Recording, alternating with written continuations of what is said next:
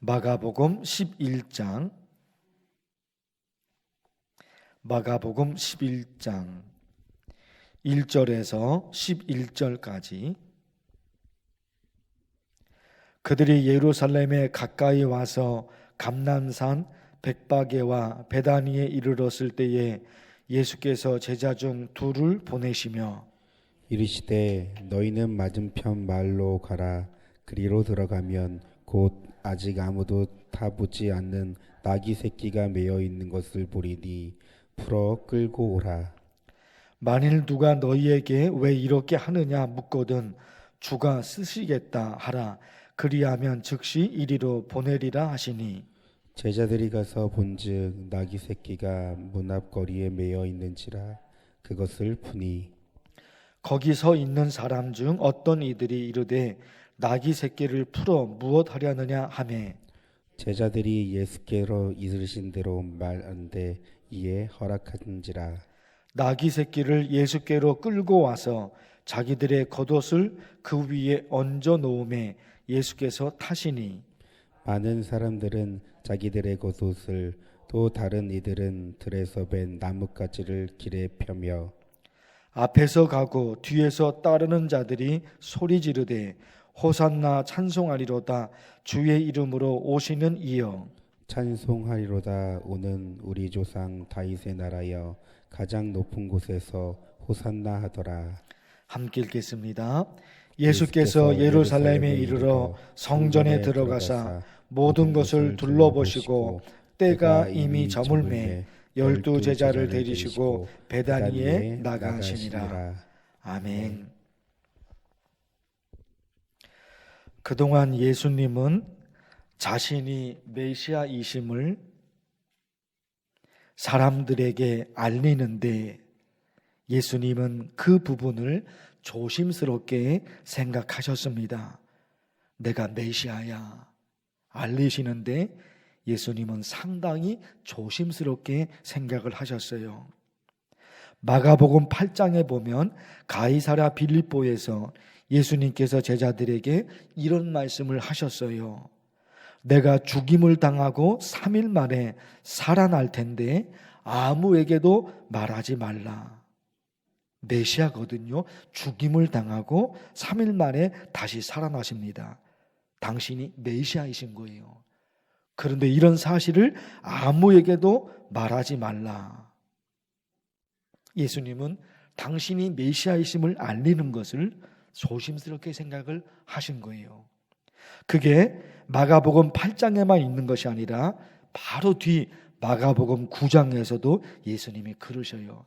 다른 사람에게 알리지 말아라.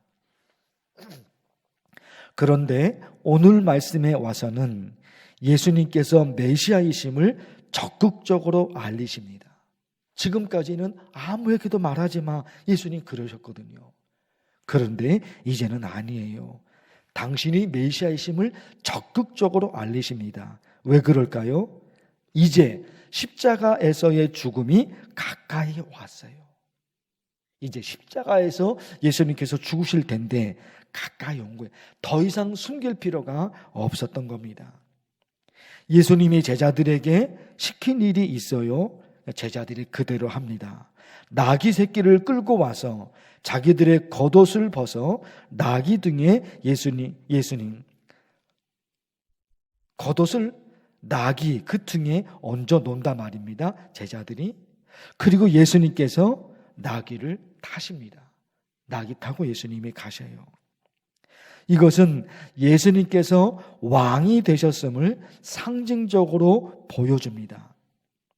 열왕기상 1장에 보면 다윗이 아들 솔로몬에게 왕위를 물려줘요. 다윗이 아들에게 왕위를 물려줘요. 그때 아들 솔로몬을 나귀에 태웁니다. 나귀에 태운다는 것이 단순한 얘기가 아닌 거예요. 상징적인 거예요. 왕, 이분이 왕이시다. 그걸 상징적으로 보여준단 말입니다. 그래서 여러분 오늘 9절과 10절에 보면요, 호산나 찬송하리로다. 주의 이름으로 오시는 이여 찬송하리로다. 우리 조상 다윗의 날에요. 가장 높은 곳에서 호산나, 찬송하리로다, 호산나, 그런다 말입니다. 예수님이 나귀를 타고 가시는 거예요. 그걸 보고 유대인들이, 많은 사람들이 호산나 호산나 찬송을 한단 말입니다. 왕으로 오신다, 예수님께서 메시아로 오신다, 그러는 겁니다. 그러나 예수님께서 메시아이심을 이스라엘 백성들이 환호하고 그리고 환영합니다. 맞아요. 이스라엘 백성들이 예수님을 메시아로 생각하고 맞이합니다.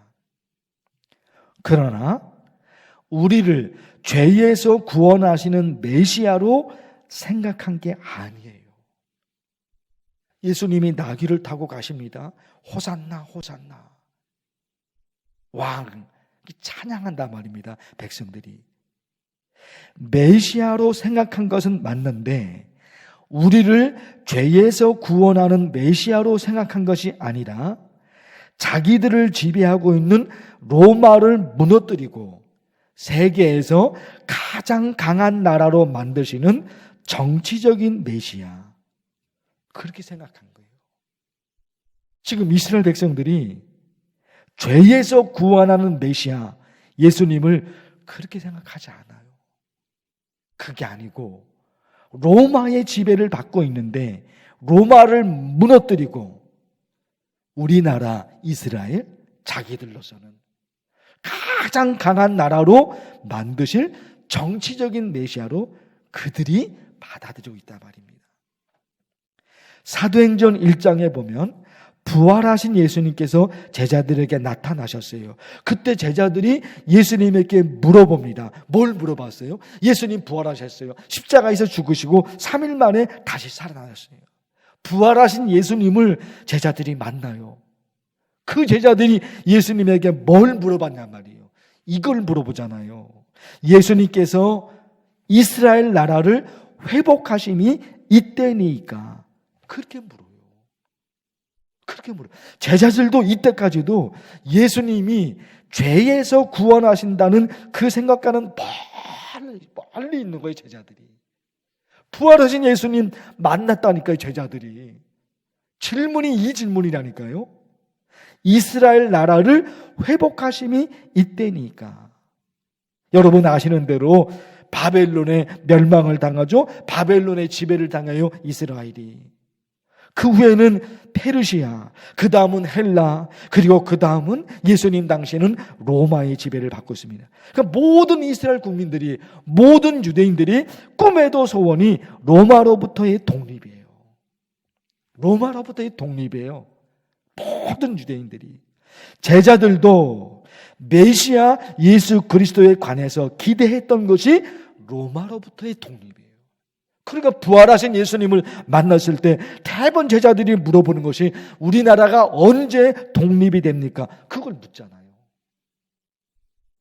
메시아 예수 그리스도를 죄로부터 우리를 용서하시고 우리를 천국으로 인도하시는 그 메시아를 이스라엘 백성들이 생각했던 것이 아니었던 겁니다.